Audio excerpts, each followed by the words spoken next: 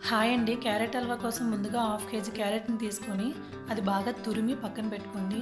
ఒక ప్యాన్‌లో 2 టేబుల్ స్పూన్ల నెయ్యి వేసుకొని, అందులో కొద్దిగా జీడిపప్పు వేసి ఫ్రై చేయండి. అది లైట్‌గా ఫ్రై అయిన తర్వాత అందులోనే కొద్దిగా కిస్మిస్ వేసి ఫ్రై చేయండి. ఫ్రై అయిన తర్వాత సెపరేట్‌గా ఒక బౌల్‌లో తీసి పక్కన పెట్టుకోండి. మనం ముందుగా ప్రిపేర్ చేసుకున్న క్యారెట్ తురుముని వేసి మీడియం ఫ్లేమ్‌లో పెట్టి 10-15 మినిట్స్ ఫ్రై అవ్వనివ్వాలి. అందులో వాటర్ మొత్తం పోయిన తర్వాత నేను హాఫ్ కేజీ క్యారెట్‌కి 1 లీటర్ పాలు వేసుకుంటున్నాను. ఈ పాలు మొత్తం క్యారెట్ బాగా ఉడకడానికి మనకు అరగంట టైం పడుతుందండి. లో ఫ్లేమ్‌లో పెట్టి ఉడికించాలి. కొద్దిగా దగ్గర పడిన తర్వాత ఒక కప్పు పంచదార వేసి అది బాగా మెల్ట్ అవ్వనివ్వండి.